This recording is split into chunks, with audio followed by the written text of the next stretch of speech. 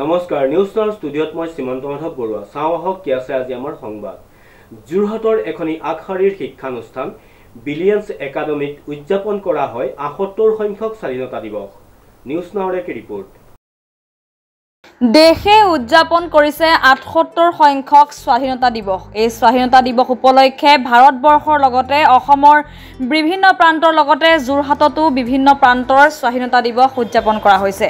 সকলো প্ৰান্তৰ লগতে যোৰহাটৰ এখন আগশাৰীৰ শিক্ষানুষ্ঠান ব্ৰিলিয়েন্স একাডেমীত উদযাপন কৰা হৈছে ৭৮ সংখ্যক স্বাধীনতা দিৱস এই অনুষ্ঠানটিত অংকুৰ শ্ৰেণীৰ পৰা দ্বাদশ শ্ৰেণীলৈকে ছাত্ৰ-ছাত্ৰীসকলে অংশগ্ৰহণ কৰে লগতে এইদৰে ছাত্ৰ-ছাত্ৰী শিক্ষক শিক্ষয়িত্ৰী সকলোৱে আমাৰ তিনিবৰণীয়া জাতীয় পতাকাখন এনে উত্তোলন কৰা দেখা পোৱা গ'ল এই অনুষ্ঠানটিত ছাত্ৰ-ছাত্ৰীসকলৰ মাজত দেশৰ প্ৰতি তথা মাতৃভূমিৰ প্ৰতি মৰম ভালপোৱা অৰ্থাৎ দেশপ্ৰেম জগাই তোলাৰ লক্ষ্যৰে দেশপ্ৰেমমূলক গীতৰ আধাৰত নৃত্য গীতৰ আদিৰ পৰিৱেশ কৰে ছাত্ৰ-ছাত্ৰীসকলে লগতে জাতীয় পতাকাৰ ৰঙৰ আধাৰত বিভিন্ন ধৰণৰ হস্তনিৰ্মিত সামগ্ৰী প্ৰদৰ্শন কৰে আজি ৭৮ সংখ্যক স্বাধীনতা দিৱসত মই সমগ্ৰ দেশবাসীক শুভেচ্ছা আৰু শুভকামনা জ্ঞাপন কৰিছোঁ আজি ব্ৰিলিয়েন্স একাডেমী আজি পুৱাৰ ভাগৰ পৰা ৮টা বজাত আমাৰ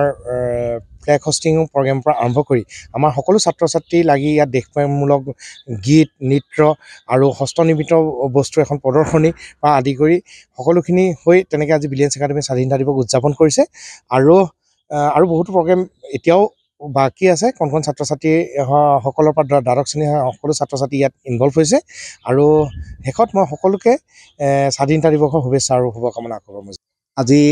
৭৮তম স্বাধীনতা দিৱসৰ উপলক্ষে সকলোকে স্বাগতম জনাইছোঁ আজি সমগ্ৰ দেশে উলহ মালহেৰে স্বাধীনতা দিৱসৰ বিভিন্ন কাৰ্যসূচী অনুষ্ঠিত কৰিছে ইয়াৰ লগতে যোৰহাটৰ আমি ব্ৰিলিয়েন্স একাডেমী ছিনিয়ৰ ছেকেণ্ডেৰী স্কুললৈ আমি স্বাধীনতা দিৱসৰ পতাকা উত্তোলন কাৰ্যসূচীৰ লগতে বিভিন্ন ধৰণৰ ছাত্ৰ-ছাত্ৰীসকলৰ লগত আমি বিভিন্ন ধৰণৰ সাংস্কৃতিক অনুষ্ঠান আমি আয়োজন কৰিছিলোঁ আৰু এই অনুষ্ঠানত ছাত্ৰ-ছাত্ৰীসকলে দেশপ্ৰেমমূলক গীতৰ লগত জড়িত বিভিন্ন ধৰণৰ নৃত্য অনুষ্ঠান তেওঁলোকে আজি প্ৰদৰ্শন কৰিছে সকলৰ লগত আৰু বিশেষকৈ আমি দেশপ্ৰেমমূলক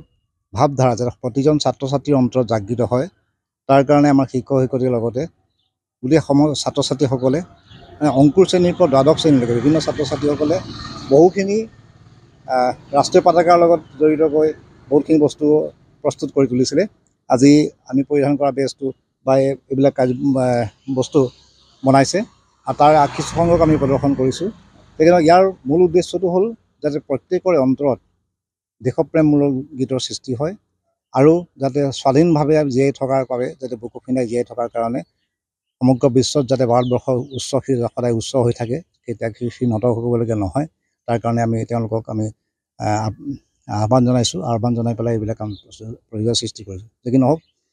আজি ৭৮তম এই স্বাধীনতা দিৱসৰ কাৰ্যসূচী